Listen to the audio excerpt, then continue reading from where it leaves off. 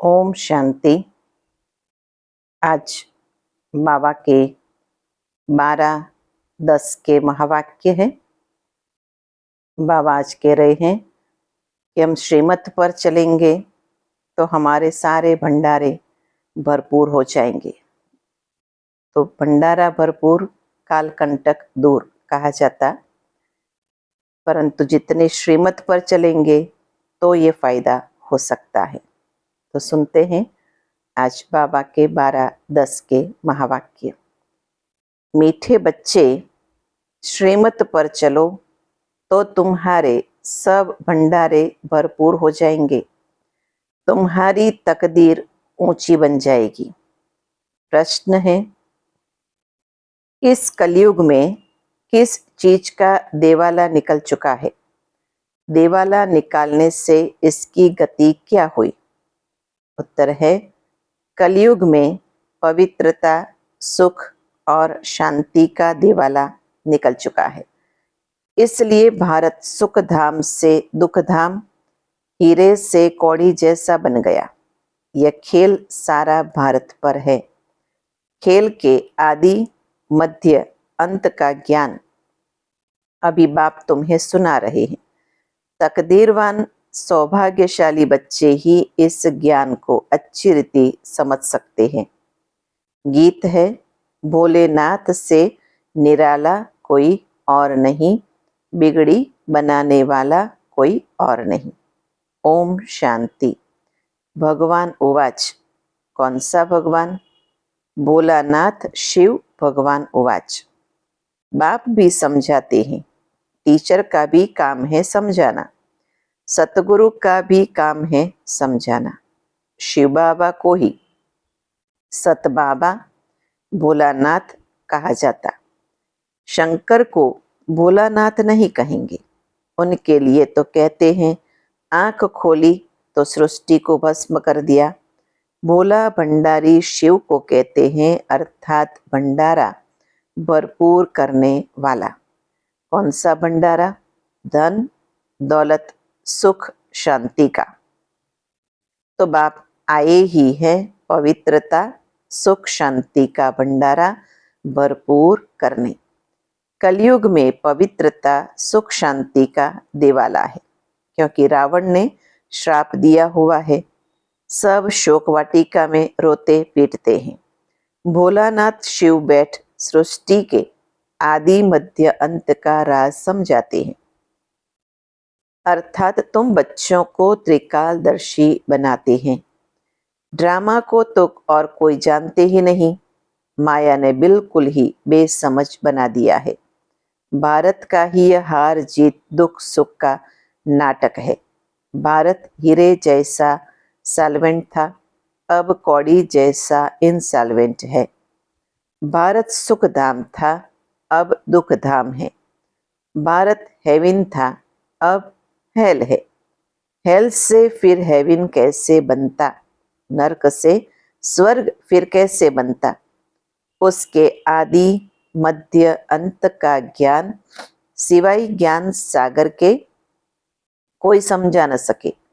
यह भी बुद्धि में निश्चय होना चाहिए। निश्चय उनको होता है जिनकी तकदीर खुलनी होती है, जो सौभाग्यशाली बनने वाले हैं।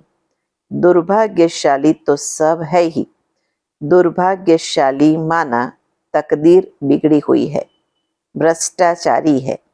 तो बाप आकर श्रेष्ठाचारी बनाते हैं, परंतु उस बाप को भी कोई मुश्किल समझ सकते हैं, क्योंकि उनको देह नहीं है।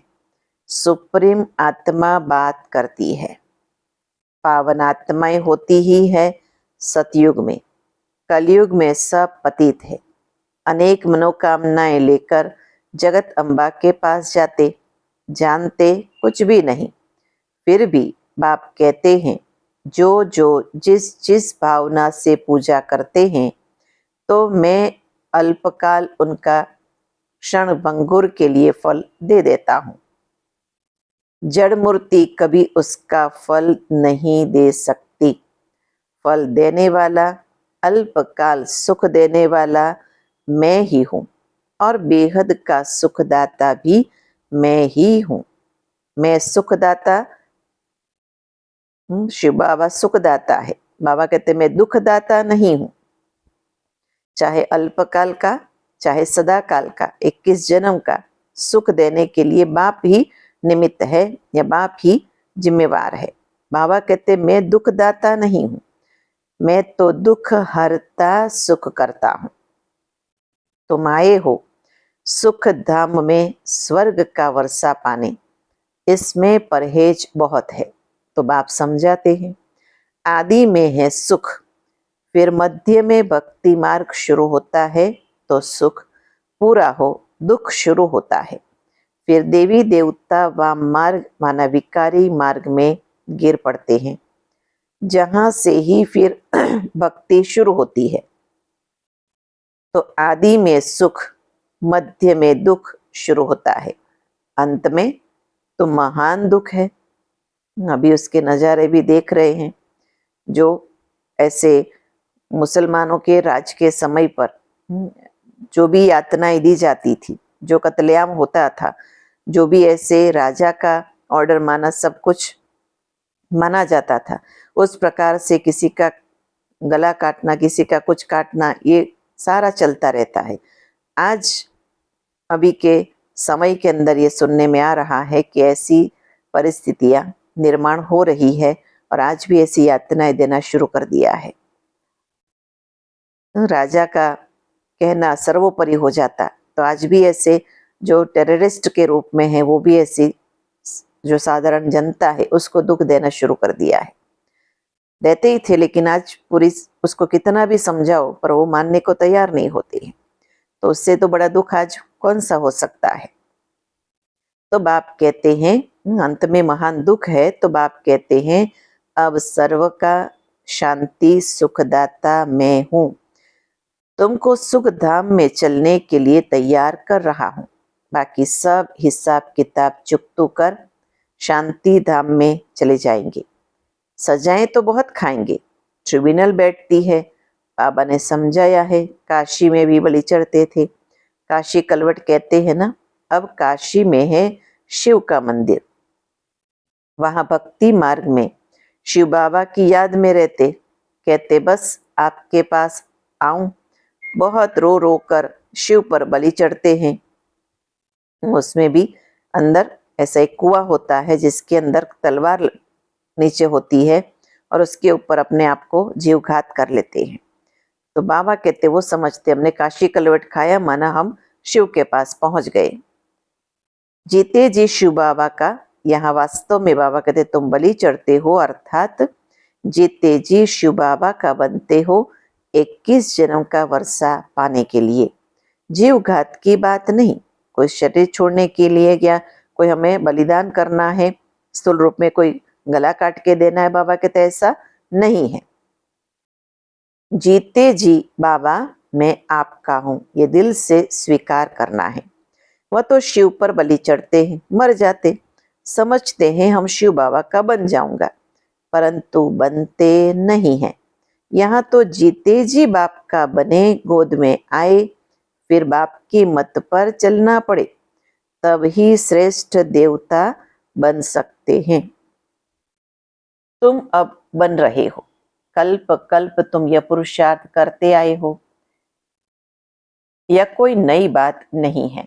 दुनिया पुरानी होती है, फिर जरूर नई चाहिए ना। नया भारत सुखधाम था, अब पुराना दुखधाम है।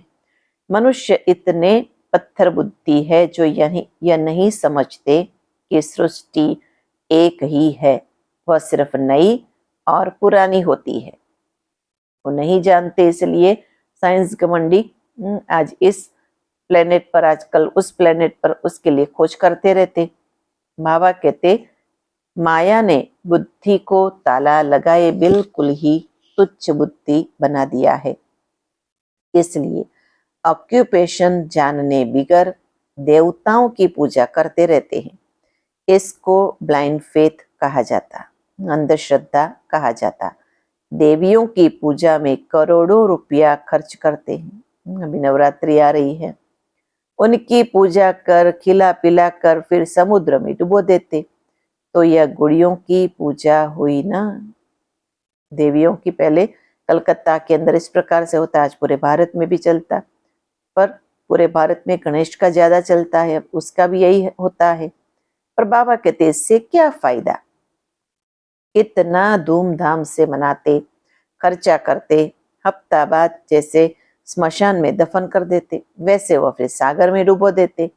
भगवान उवाच, ये आसुरी संप्रदाय का राज्य है, मैं तुमको देवी संप्रदाय बनाता हूं। कोई को निश्चय बैठना बड़ा कठिन है, क्योंकि साकार में नहीं देखते। आगा खां साकार में था तो उनके कितने फॉलोअर्स थे, उनको सोने हीरे में वजन करते थे। इतनी महिमा कोई बादशाह की भी नहीं होती। तो बाप समझाते इसको अंधश्रद्धा कहा जाता, क्योंकि स्थायी सुख तो नहीं है ना, तो बहुत गंदे भी होते हैं, बड़े बड़े आदमियों से बड़े पाप होते हैं। बाप कहते मैं गरीब निवाज हूं, गरीबों से इतना पाप नहीं होंगे। इस समय सब पापात्माएं हैं, अभी तुमको बेहद का बाप मिला है, फिर भी घड़ी घड़ी उनको भूल जाते। अरे तुम आत्मा हो ना, आत्मा को कभी कोई ने देखा नहीं है। समझते हैं स्टार मिसल भ्रुकुटी के बीच रहती है, जब आत्मा निकल जाती है तो शरीर खलास हो जाता। आत्मा स्टार मिसल है तो जरूर मुझ आत्मा का बाप भी हीरे जैसा होगा, परंतु वह सुख का सागर, शांति का सागर है। निराकार वर्षा कैसे देंगे, जरूर भ्रुकुटी के बीच आकर बैठेंगे। आत्मा अब ज्ञान धारण कर दुर्गति से सदगति में जाती है। अब जो करेगा सो पाएगा। बाप को याद नहीं करते तो वर्षा भी नहीं पाएंगे। कोई को आप समान वर्षा पाने लायक नहीं बनाते, तो समझते हैं पाई पैसे का पद पा लेंगे। मुख्य बाबा कहते सेवा करनी पड़े, अनेकों को आप समान बनाना पड़े, बाप समान बनाना पड़े, अपने हम जिन्स तैयार करने पड़े। अगर वो सेवा नहीं करते तो बाबा कहते सतयुग में ऊंच पद नहीं पा सकते, पाई पैसे का पद पा लेंगे। श्रेष्ठाचारी और भ्रष्टाचारी किसको कहा जाता, यह बाप बैठ समझाते हैं। भारत में ही श्रेष्ठाचारी देवताएं होकर गए, गाते भी है हेवनली गॉडफादर, परंतु जानते नहीं हैं कि हेवनली गॉडफादर कब आकर सृष्टि को हेवन बनाते। तुम जानते हो, सिर्फ पूरा पुरुषार्थ नहीं करते हो, जानने के बाद भी हमारा पुरुषार्थ पूरा नहीं हो रहा।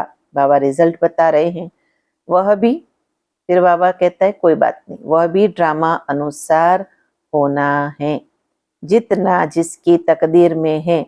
बाबा से अगर कोई पूछे तो बाबा झट बता सकते हैं कि इस चलन में अगर तुम्हारा शरीर छूट जाए तो यह पद पाएंगे, परंतु पूछने की भी हिम्मत कोई की नहीं होती, कोई नहीं रखते। जो अच्छा पुरुषार्थ करते वह समझ सकते हैं हम कितने अंधों की लाठी बनते हैं। माना कितनों को बाबा का परिचय देते हैं, औरों को बाप के घर तक लाते हैं, कोर्स कराते हैं, वो रेगुलर करते हैं। बाप भी समझ जाते हैं, सिर्फ किसी को परिचय दे देना वो भी इतना काफी नहीं है। बाबा कहते उसको रेगुलर बनाना, उसके लिए भी मेहनत लगती है। तो उतना करने के लिए भी जो मेहनत करेगा तो ऊंच पद पाएगा। तो ये भी देखना चाहिए हम कितनों को बाबा के घर तक लाए, फिर वो रेगुलर उसमें से कितने बने, और आज तक भी वो कितने हैं।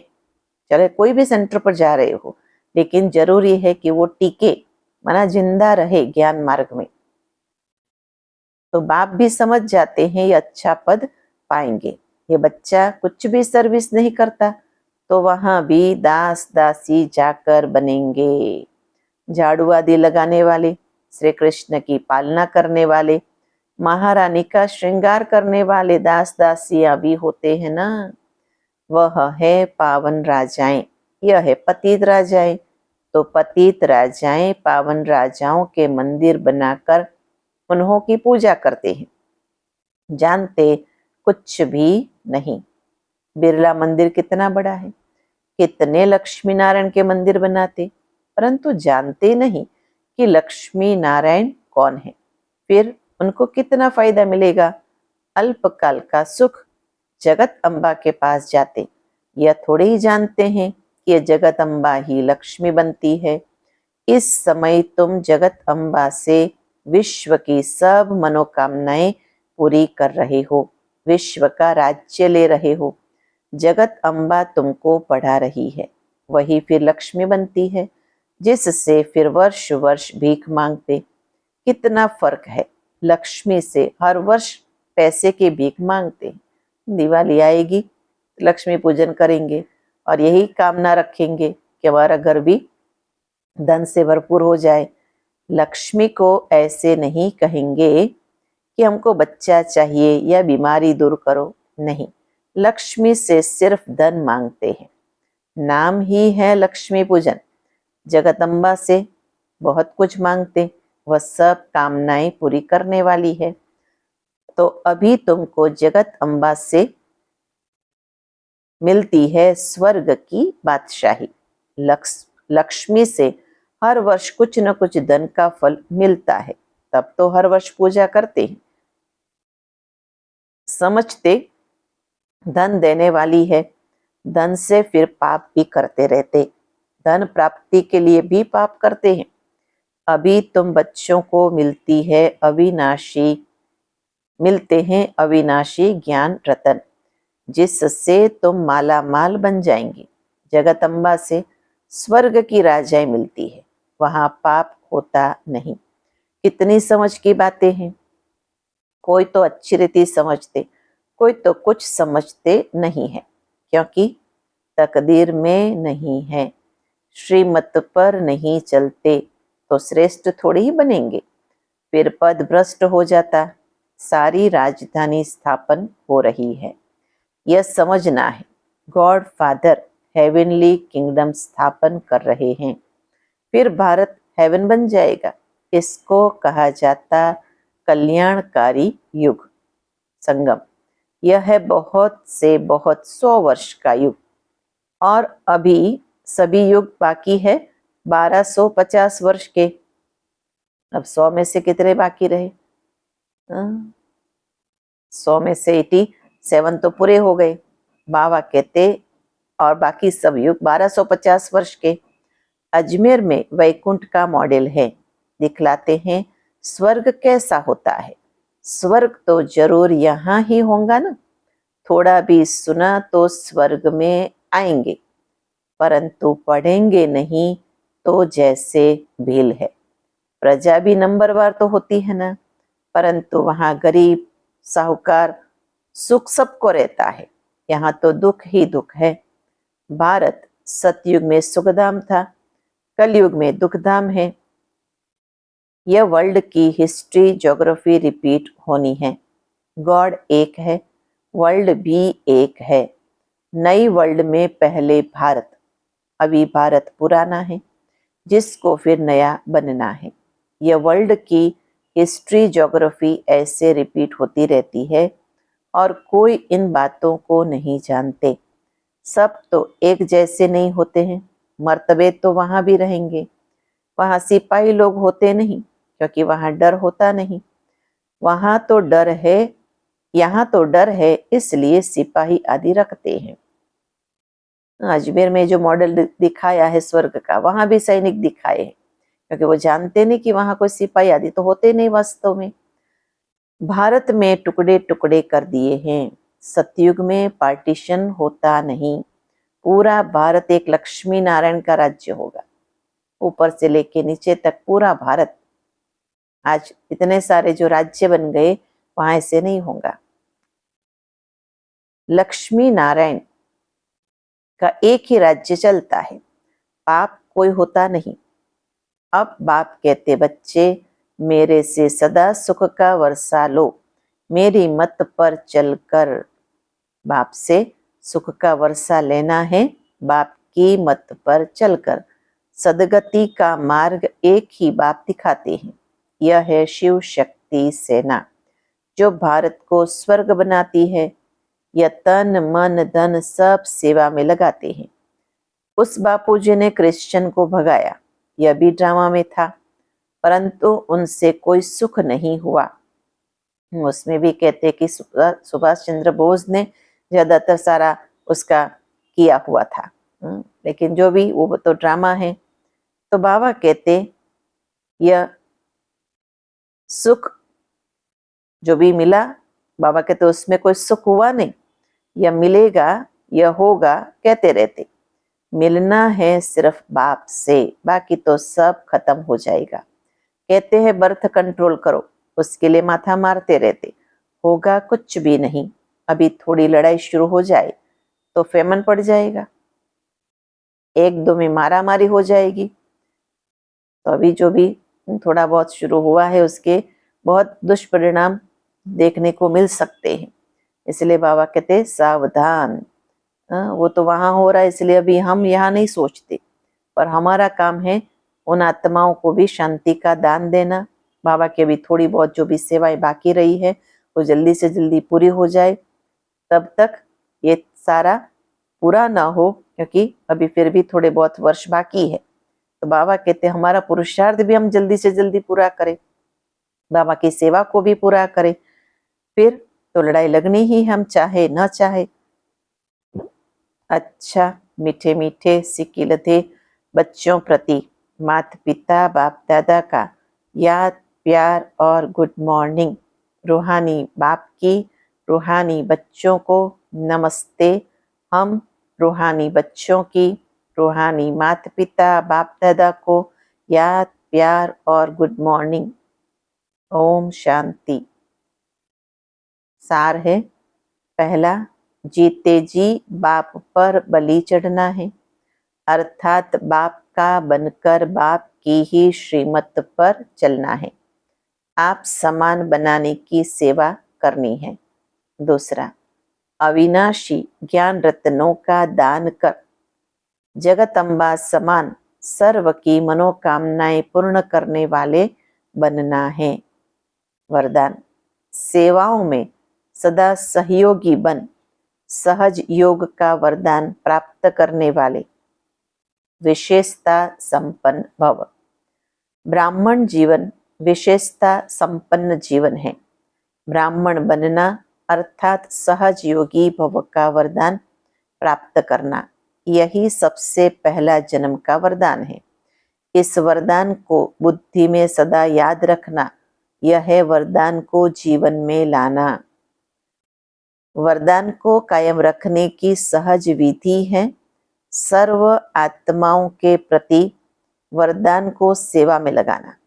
जो बाबा ने वरदान दिए हुए हो, बाबा कहते उसको कार्य में लगाओ तो वो याद रहेगा। सेवा में सहयोगी बनना ही सहज योगी बनना है। तो इस वरदान को स्मृति में रख विशेषता संपन्न बनो। स्लोगन, अपने मस्तक की मणि द्वारा स्वयं का स्वरूप और श्रेष्ठ मंजिल का साक्षात्कार कराना ही लाइट हाउस बनना है। अपने मस्तक की मणि द्वारा स्वयं का स्वरूप और श्रेष्ठ मंजिल का साक्षात्कार कराना ही लाइट हाउस बनना है। अच्छा, ओम शांति।